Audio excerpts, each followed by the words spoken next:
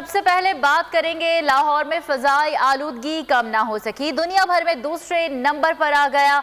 Air quality index के मुताबिक लाहौर दुनिया के आलूदा तरीन शहरों की फहरिस्त में दूसरे नंबर पर है। सूबाई दारुल हुकूमत में फ़ज़ाई आलूदगी की शरह 232 रिकॉर्ड की गई। पंजाब के मुख्तलिफ शहरों में धुंध के डेरे, लाहौर एयरपोर्ट पर फ्लाइट ऑपरेशन मुअत्तल। हद निगाह इंतहाई कम होने पर लाहौर मोटरवे मुख्तलिफ मकामात पर बंद कर दी गई। मोटरवे पुलिस ने शहरियों को गैर ज़रूरी सफ़र न करने का मशवरा दिया।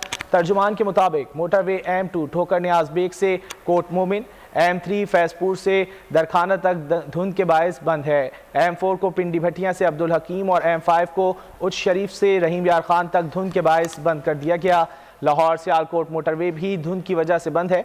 तर्जुमान मोटरवे पुलिस का कहना है कि ड्राइवर हजरात फॉग लाइट्स का इस्तेमाल करें, गैर ज़रूरी सफ़र से गुरेज किया जाए। धुंध के मौसम में गाड़ियों में दरमियानी फासला आम हालात की निस्बत ज़्यादा रखें। इंतहाई ज़रूरी सफ़र से पहले मोटरवे पर धुंध की सूरत हाल मालूम की जाए। और डिचकोट में बाईपास पर बस और गन्ने की ट्रॉली में तसादुम हो गया। हादसे में 5 अफराद जख्मी हुए। रेस्क्यू जराये के मुताबिक जख्मी खवातीन भी शामिल है। जख्मियों को करीबी अस्पताल मुंतकिल कर दिया गया। पुलिस का कहना है कि हादसा शदीद धुंध के बायस पेश आया है। आपको अपडेट कर रहे हैं। लाहौर डिचकोट में बाईपास पर बस और गन्ने की ट्रॉली में तसादुम हुआ है। हादसे में 5 अफराद जख्मी हुए हैं। रेस्क्यू ज़राए के मुताबिक ज़ख्मियों में ख़वातीन भी शामिल हैं, जबकि ज़ख्मियों को करीबी अस्पताल मुंतकिल कर दिया गया है। पुलिस का कहना है कि हादसा शदीद धुंध के बायस पेश आया है। आपको खबर दे रहे हैं हादसे के हवाले से। और अब जिक्र गैस कमियाबी का। सर्द मौसम में कराची के मुख्तलिफ इलाकों में शहरियों को नाश्ते के औकात में गैस दस्तियाब नहीं है। घरेलू सार्फिन के लिए गैस का ना होना परेशानी का बायस है। शहरियों का कहना है कि हमारे बच्चे गैस ना होने की वजह से भूखे स्कूल जाते हैं। काम पर जाने वाले मर्द और ख़वातीन भी परेशान हैं। गैस की बंदिश से परेशान शहरियों का मजीद क्या कहना है, आइए जानते हैं नुमाइंदा बोल न्यूज़ कामरान मिन्हाज से। कामरान बताएगा शहरी कितने परेशान हैं, क्या कहते हैं? जी बिल्कुल, सर्द मौसम में जो है कराची के शहरियों के जो है इम्तिहान का सिलसिला जारी है और कराची के शहरियों के लिए जो है घरेलू सार्फिन ख़ास तौर पर मुतासिर हैं। उनके लिए गैस मिलना एक इम्तिहान बन चुका है और बहुत ज़्यादा परेशानी का सामना करना पड़ रहा है कराची के मुख्तलिफ इलाकों में। मैं इस वक्त मौजूद हूँ कुरंगी के इलाके अल्ताफ़ टाउन में, जहाँ पर नाश्ते और खाने के औकात में जो है गैस नापीद हो जाती है, जिसकी वजह से सुबह सवेरे काम पर जाने वाले जो अफराद हैं वो भी सख्त परेशान हैं और उसके अलावा जो बच्चे स्कूल जाते हैं वो भी नाश्ते से महरूम हो जाते हैं। इस वक्त शहरी मेरे साथ मौजूद है, मैं उनसे बात करता हूँ। सर बताइएगा, आपके इलाके में कब गैस गायब हो जाती है, क्या परेशानी है? सर ये गैस का तो ऐसा मसला चल रहा है कि हमें पता ही नहीं चलता है। सुबह उठना होता है नाश्ते के लिए, पता चलता है भाई गैस नहीं आ रही। होटलों के हम चक्कर काटते हैं, होटलों में लाइन लगी हुई होती है। आजकल महंगाई इतनी कर दी है इमरान खान साहब ने कि होटलों में घर के लिए चाय लेने के लिए हम कम से कम 1000 रुपये जेब में होने चाहिए। तो ऐसे मुश्किल हालात में बताइए हम सर क्या करें? क्या मुतालबा करते हैं? हम मुतालबा ये करेंगे, हम वज़ीर-ए-आज़म पाकिस्तान से खुदारा मेहरबानी करके मुल्क के हालात थोड़े बेहतर करें। रेट बिल्कुल वही, गैस बिल जो है रूटीन के मुताबिक वही आ रहे हैं जो आ रहे हैं, बल्कि बढ़कर आ रहे हैं, लेकिन गैस हमें मिल नहीं रही। हाँ जी, आप देख सकते हैं कि शहरियों का कहना है कि बिल जो है प्रॉपर जो आता था उसी। बहुत शुक्रिया कामरान मिन्हाज अपडेट कर रहे। और कराची के अस्पतालों के डॉक्टर्स कसाई बन गए। डॉक्टर्स की लापरवाही के बायस नौजवान की टांग जाया हो गई। मुतासरा नौजवान ने अस्पताल के खिलाफ अदालत से रुजू कर लिया। मकामी अदालत ने अस्पताल इंतजामिया को नोटिस जारी कर दिया। मसीहा इंसानी जानों से खेलने लगे। डॉक्टर्स के गलत मशवरे, नौजवान एक टांग से महरूम हो गया।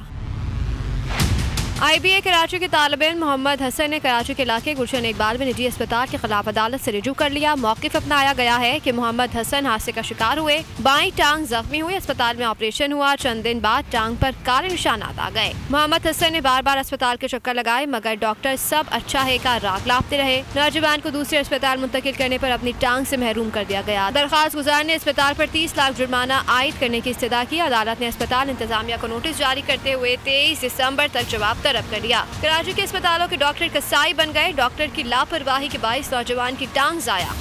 पर मौजूद है हसन, बहुत शुक्रिया आपके वक्त का। हसन, पहले ये बताइए कि हुआ क्या था जो आपने अस्पताल से रुजू किया और उसके बाद अब ये हालत है कि आप परेशानी की ज़िंदगी गुजार रहे हैं? अच्छा, हम कुछ चंद दोस्त हम थर जा रहे थे कुछ वॉलंटरी काम के लिए, तो हमारा हम हाईएस्ट में थे और हमारा एक ट्रक के साथ हेड टू हेड कोलिजन हुआ था, एक्सीडेंट हुआ था, जिसके बाद जो है हम लोग को कराची लाया गया था उस कंडीशन में ही और सिविल अस्पताल में लाया गया था, जहाँ पर मेरा ख़ास तौर पे मेरा केस लेने से उन्होंने इनकार कर दिया था। तो पहला हॉस्पिटल जो बोन्स फ्रैक्चर होने के नतीजे में हमारे दिमाग में आया था वो टीओ क्लिनिक आया, जो गुलशन में लोकेटेड है। तो वहाँ पर मुझे एडमिट कर दिया गया, जहाँ पर डॉक्टर उसामा बिन ज़िया ने मेरा ऑपरेशन किया। वहाँ पर उन्होंने पहले ही मेरा एक एक्सरे किया और मुझे फ़ौरन ऑपरेशन थिएटर में डाला।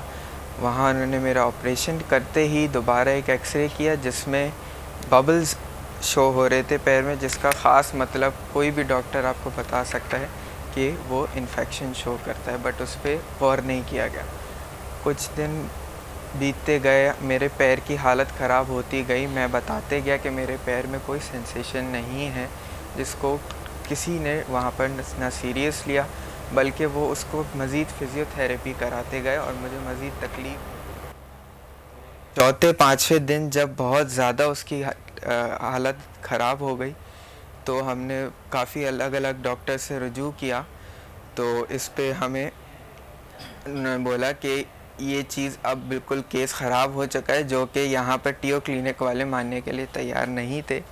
तो मुझे ज़बरदस्ती यहाँ से फिर डिस्चार्ज करा के मेरी फैमिली ने डॉक्टर ज़ियाउद्दीन हॉस्पिटल में मुझे एडमिट कराया, जहाँ पर हमें पता चला कि अब केस हाथ से निकल चुका है और मेरे लेग को एम्प्यूट करने के अलावा अब कोई ऑप्शन बचा नहीं है। मैं ख़ास तौर पे शुक्रिया अदा करना चाहूँगा बैरिस्टर अरसलान राजा का, जिन्होंने इंसानी खातिर पे प्रो बोनो जो है मेरा केस उठाया है हम लोग का टीओ क्लिनिक के ख़िलाफ़, क्योंकि जब मेरे साथ ऐसा हुआ तो हमें पता चला कि टीओ क्लिनिक के इस तरह से बहुत सारे केसेस हैं। अच्छा, ये भी बताइएगा, हसन अपने अदालत से रुजू किया है, केस फाइल कर दिया गया है, अभी क्या चल रहा है सिलसिला उसके हवाले से?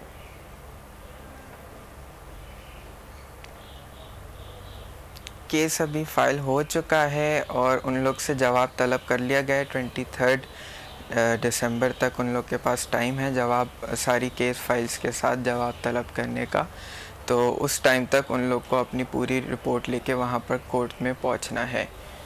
कोर्ट में जो केस है वो टीओ क्लिनिक और डॉक्टर स्पेसिफिकली डॉक्टर उसामा बिन ज़िया के ऊपर किया गया है। अच्छा हसन, ये भी बताइएगा, जब ये हादसा पेश आया आपके साथ तो आपने रुजू किया टीओ क्लिनिक से, तो केस लेने से इब्तिदाई तौर पर उन्होंने मना क्यों किया था?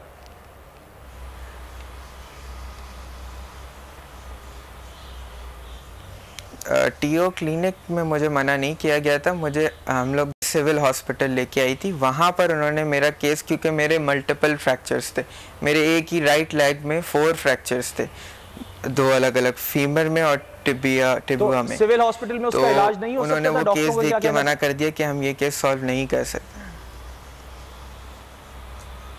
डॉक्टरों का कहना था कि हमारे पास अभी अवेलेबल रिसोर्सेज में इसका फौरी इलाज नहीं हो सकता, क्योंकि मेरी कंडीशन उस वक्त काफ़ी ख़राब हो रही थी।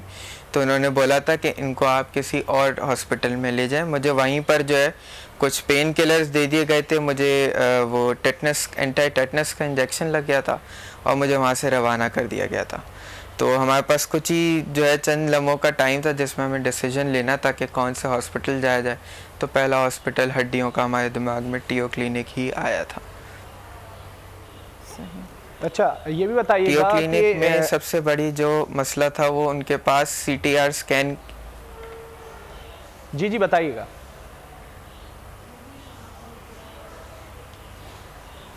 टीओ क्लिनिक में वो सबसे बड़ा जो है वो एक हड्डियों का ट्रॉमा हॉस्पिटल है, बट उनके पास एक मेन चीज़ नहीं है जो कि सीटीआर स्कैन की जो है वो फैसिलिटी होती है। सीटीआर स्कैन आपको बताता है कि आपकी बॉडी में कहाँ कहाँ ब्लड सप्लाई हो रहा है, कहाँ नहीं हो रहा। सीटीआर स्कैन करते उनको पता चलता उनकी सर्जरी के बाद मेरे पैर में घुटने से नीचे ब्लड सप्लाई नहीं हो रहा था। ऑब्वियसली ब्लड सप्लाई नहीं होता तो एक आपका बॉडी पार्ट जो है वो डेड हो जाता है। तो सीटीएम में मुझे जब ज़ियाउद्दीन में एडमिट किया गया तो मेरे पहले 15 मिनट में उन्होंने मुझे सीटीआर स्कैन करवाया। ठीक है हसन, आपका मौक़िफ़ तो आ गया, हमने मुतालिका अस्पताल का मौक़िफ़ जानने की भी कोशिश की लेकिन ये मुमकिन नहीं हो सका। आपका बहुत शुक्रिया। और आगे बढ़ेंगे, आपको बताएं न्यू कराची में छुरियों के वार से बेरहमी से कत्ल, सबा का कातिल पकड़ा ना जा सका। उसके कत्ल का मुलजिम मोहल्लेदार गजनफर ताहाल मफरूर है। पुलिस मुलजिम के दो भाइयों एहसन और दानिश से तफ्तीश कर रही है। 2 रोज़ कबल रास्ते में शकील कल्ब मोहल्लेदार गजनफर ने छुरी के वार से सबा को कत्ल कर दिया था। पुलिस के मुताबिक सबा एक केस की पैरवी के सिलसिले में सिटी कोर्ट जा रही थी।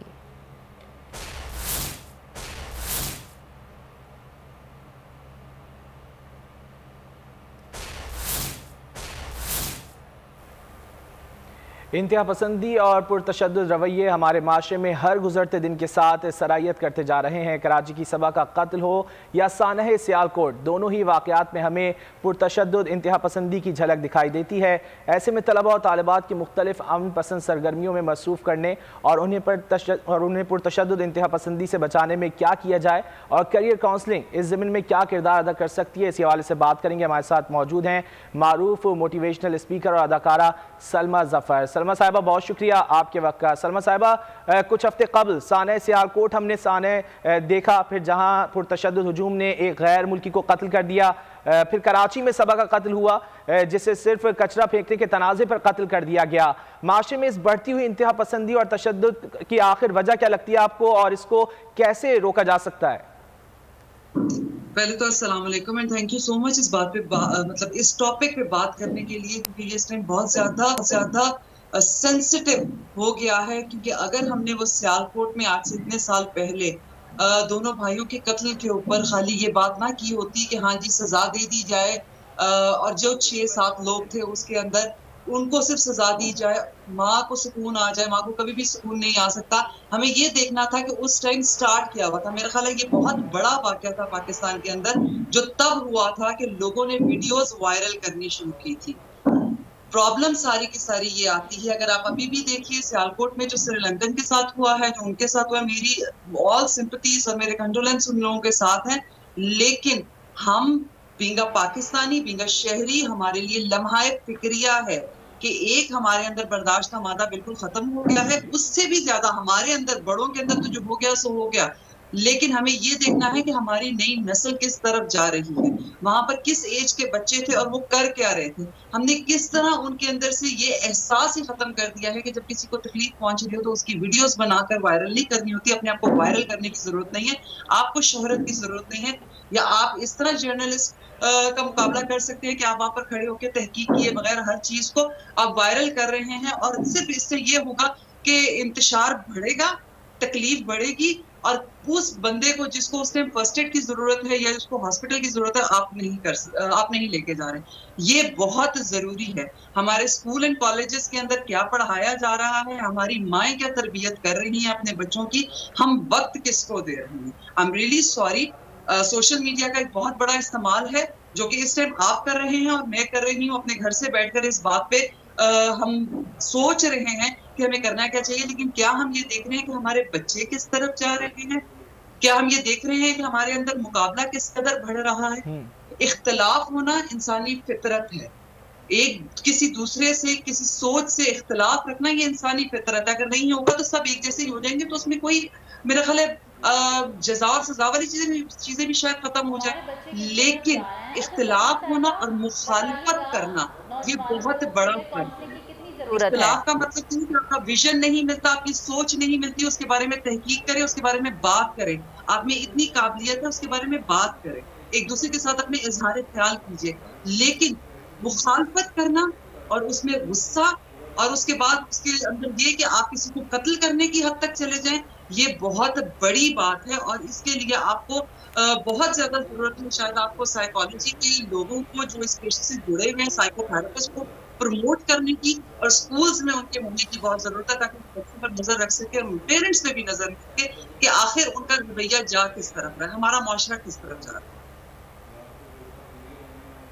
सलमा साहिबा, ये बताएगा कि नौजवानों को कैरियर काउंसलिंग की कितनी जरूरत है और कितनी मददगार साबित हो सकती है इस तरह के वाकयात की रोकथाम में? सॉरी, आपकी बात मैं स्किप कर गई हूँ। ये बताइएगा कि कैरियर काउंसलिंग कितनी जरूरी है इस तरह के वाकयात की रोकथाम के लिए?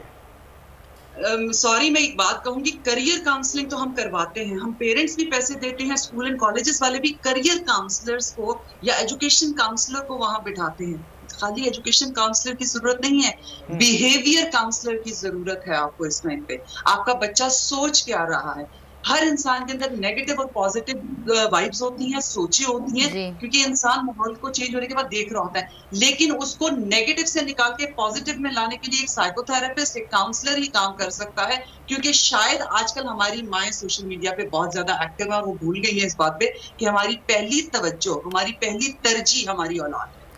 सही। अच्छा सलमा साहिबा, ये भी बताइएगा कि एजुकेशन का कितना हाथ है। आप कह रही हैं इंतशार फैल रहा है, हमें कंट्रोल करना चाहिए सोशल मीडिया को, लेकिन हमारा जो माइंडसेट है, जो यूथ का माइंडसेट है, वो डिफरेंट, जो हमारे एजुकेशन के सिस्टम है उसकी वजह से डिफरेंट नहीं है, आप समझती हैं?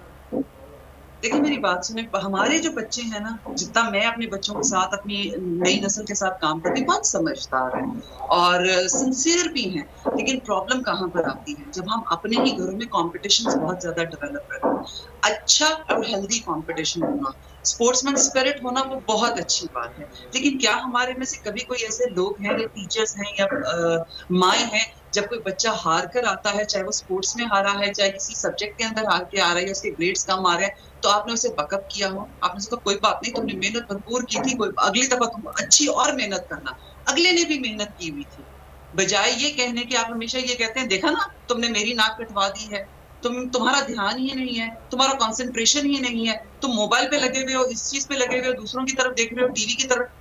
हम नेगेटिविटी के ऊपर बात करते हैं, ये सेम चीज है जैसे आपके घर में एक छोटा बच्चा है, मेरे पास माएँ आती हैं और ये मतलब हैरान कुन बात है कि 6 साल के बच्चे के लिए मुझे कहती है इसको बड़ा डिप्रेशन हो गया। उनको ये पता है कि ये लफ्ज बच्चों के सामने नहीं बोलना चाहिए। जहां तक एजुकेशन की बात है, आप अगर अपना निसाब निकाल के देखें तो हमारे यहाँ कहाँ मोटिवेशनल टॉपिक्स हैं, कहाँ पर है। हमारी पुरानी अगर हिस्ट्री की बुक्स जो हमने किसी जमाने में पढ़ी थी, आप उसमें देखें तो उसमें बड़ी अच्छी अच्छी स्टोरीज है, पुराने वाकयात हैं। अब क्या है, अब हम पढ़ रहे हैं ब्रिटिश ने क्या किया था या अमेरिकन ने क्या किया था या फ्रेंच क्या कर रहे थे, पाकिस्तान बीइंग अ पाकिस्तानी या बर्रे सगीर में क्या हुआ था, किस तरह तहरीकें चली थी, क्या चीजें हम सोचते थे, हमारा विजन क्या था। क्या हमारे पास कोई एक ऐसी चीज रह गई है? हमारे बच्चे बहुत अच्छे डिबेटर्स हैं, लेकिन वो घिसी पिटी डिबेट्स कर रहे हैं इस टाइम। क्यों? एक नेट पे जो डिबेट चल रही है वो एक दूसरे के साथ मुकाबला है, बात करने का अंदाज, शोला बयानी में मुकाबला जरूर है, अल्फाजों का चुनाव नहीं है। माने या ना माने, खाली उस्ताद का कसूर नहीं होता, पेरेंट्स का बहुत बड़ा हाथ है। तो फिर सलमा साहिबा, पेरेंट्स की काउंसलिंग भी उतनी ही जरूरी है जितनी बच्चों की काउंसलिंग है? 100% पेरेंट्स की काउंसलिंग उसके साथ साथ जरूरी है। जब एक बच्चा परेशान हो जाता है और उसे काउंसलिंग की जरूरत होती है, तो इसका मतलब है कि उसके माँ बाप उसे अंडरस्टैंड नहीं कर रहे। बच्चे का परेशान होना वाजिब है, नई चीजों को देख के तहकीक करना वाजिब है, हैरान होना वाजिब है, लेकिन उसकी उस हैरानगी को कोई हादसा बनाना ये पेरेंट्स पे डिपेंड करता है। क्योंकि जब आप उसको खोलकर उसके बारे में नहीं बयान करेंगे, एलैबोरेट नहीं करेंगे, जो उसने देखा है उसका विजन क्लियर नहीं करेंगे, तो वो बच्चा नेगेटिविटी की तरफ चला जाता है। आप बैठकर बात करना नहीं चाहते, हम बहुत छोटी बड़ी बात पे टैबू बना देते हैं, इस पे बात नहीं करनी। आप दूर क्यों जाते हैं? मेरे घर में मैं बात कर रही हूँ, मैं अपने हस्बैंड से अगर बात कर रही हूँ कि ये वाकया नहीं होना चाहिए था, ऐसे हादसे नहीं होने चाहिए, वो उस बात को किसी और तरफ ले जाएंगे। बच्चों के सामने ये बात नहीं करनी। क्यों नहीं करनी? हमारे बच्चे इस वक्त सोशल मीडिया से, इंटरनेट से जुड़े हुए हैं, उन्हें हर बात का पता चलता है। हमें ये देखना है कि हमारा बच्चा जो किताब खोल रहा है, जो पेज खोल रहा है, उसका विजन क्या होना चाहिए। वो तो पहली नजर देखेगा, उसके दिमाग पे असर होगा, लेकिन उसमें से नेगेटिविटी कितनी माइनस करनी है, पॉजिटिविटी कितनी बतानी है, ये हम डिसाइड करेंगे, ये हमने करना है। तो आपका काम है बहुत छोटी एज के साथ। मैं मानती हूँ इस वक्त इंटरनेट बहुत जरूरी है, उसके अफादियत, उसके फवायद बहुत ज्यादा है, हमें दूसरी दुनिया से जुड़कर रहना है। इंटरनेट यकीनन जरूरी है और आज की दुनिया में इससे इनकार मुमकिन नहीं, लेकिन चेक एंड बैलेंस तो जरूर होना चाहिए।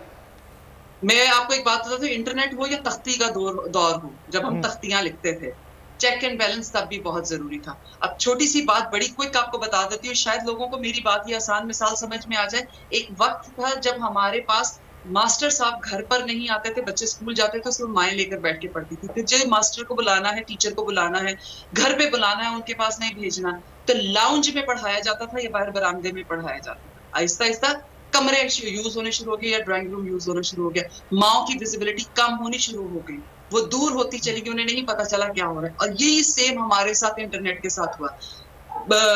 पीसीज आए, लाउंज में रखे गए, ओ नहीं बच्चा डिस्टर्ब हो रहा है, इसको लाइब्रेरी में रख दिया जाए। ओके जी ठीक है, स्टडी रूम में रख दिया गया। अरे नहीं, उसने रात को पढ़ना होता है, बेडरूम में चला जाए। आपने तो अपने बच्चे को दुनिया ही दे दी इस बेड पे, और फिर उसके बाद आपके हाथ में लैपटॉप से मोबाइल फोन आ गया और बिस्तर के अंदर लिफाफों के अंदर बैठ के बच्चे पढ़ाइयां कर रहे होते हैं। ये हमारा कसूर है। क्यों नहीं हमने ये डिसाइड किया था उस टाइम के नहीं जी पीसी पे बाहर पड़ा होता था तो लैपटॉप भी बाहर पड़ा होना चाहिए था। सिर्फ इस मिसाल की वजह ये है, चेक एंड बैलेंस बहुत जरूरी है। बहुत शुक्रिया सलमा जफर साहिबा बोल न्यूज़ को वक्त देने के लिए। सब्सक्राइब करें और बेल दबाएं ताकि कोई खबर रह न जाए।